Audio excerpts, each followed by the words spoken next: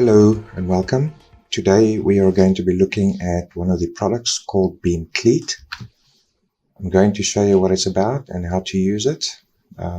Okay, so if you click on read more, if you're on this page, you'll see the predefined sections. This is all the angle irons that's preloaded on the model. All right, so let's get started. So the first thing you do is you open the folder that contains the files that you downloaded.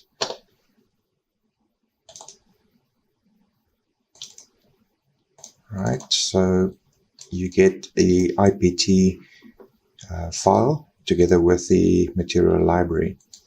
So the first thing you should do is to put this in a temporary place, and then you're just going to load the material library on the IPT, and then you're going to put it in your templates folders. So let me show you how that works. So I'm going to open that Cleat.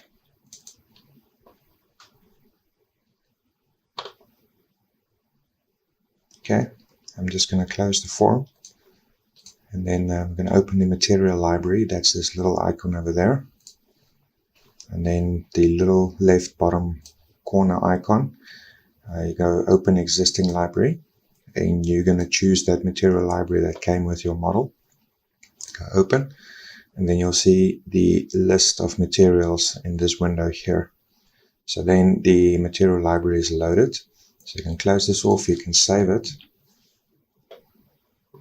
and then close the model. And then you're going to load that model and the material library in your templates folder. So the way you do that is go to your projects tab, and then you're going to go to your folder options. You'll see the templates. Right click on the templates and say edit, and then you copy that path. And then you are going to paste the path in the Explorer window, and then here is your templates. So you are going to paste those models or those files in the templates. I'm just going to go and try and find it. You're going to take them, and I created a folder called iLogic, so I'm just going to paste them in there. Right, and then if you go to Inventor and go new, you go to the folder iLogic models, and then choose the Cleat. Go create, and then this is the model. So what you can do is you can change the parameters and all that, and then you can just go and save it in your project's location. Right. So let me show you the form for the iLogic on this model. You go to the Forms tab, and you click on the Model Parameters button. You'll see the form for this Cleat. First thing is the designation. So the designation is the list that you saw on the website. So what you can do is you can also add your own custom sizes here if you want. I'm going to show you how to do that quick.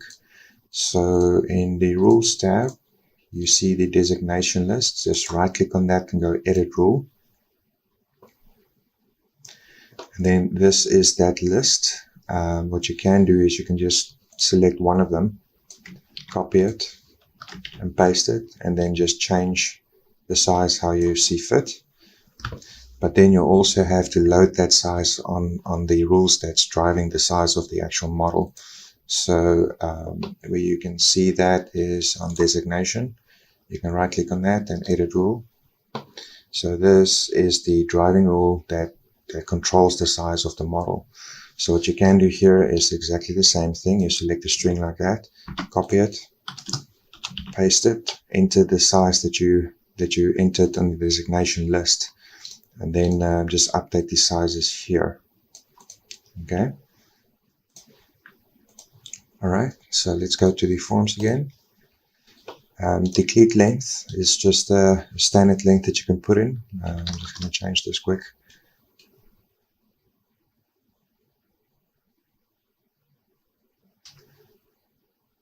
Right, so you can see the Cleat length has changed.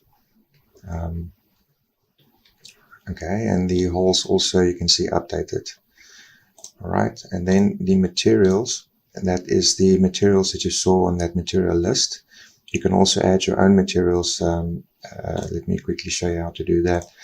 So in the rules tab, you get the rule called material list. Right click that and go edit. So you can just once again copy one, paste it, and then rename that. Okay, but then you have to load that on your material list as well. So you go back to your materials, and then you can take any one that you would like to use as a template and just right click on it and go duplicate. And then you can rename that, and that name has to correspond exactly as the material name that you gave in the material list. So you can go and edit that material, then change the appearance, and then change the physical properties. Right? Okay, and then you have a indication of mass. You can't change this. It just shows you a rough indication of what the mass is. Right, and then you get labels. So the labels, you can see on the diagram, it says they label or site 1 and site 2. You see on the model, there's labels there, site 1 and site 2. So what you can do is you can toggle this on and off. You can just go off or on. Okay, and then the dimensions is you can't edit this as well. This is based on maths, that all this was calculated, but this all corresponds to the diagram. If you just follow each dimension on the diagram, you can see how it ends up there. All right, and that is it for this model. I hope you enjoyed this video. Thank you for watching, and I hope to see you in our next tutorial. As always, please visit our website. You can download iLogic 3D models over there, as well as visit the forum, where you can ask specific questions and get the answers from the masters.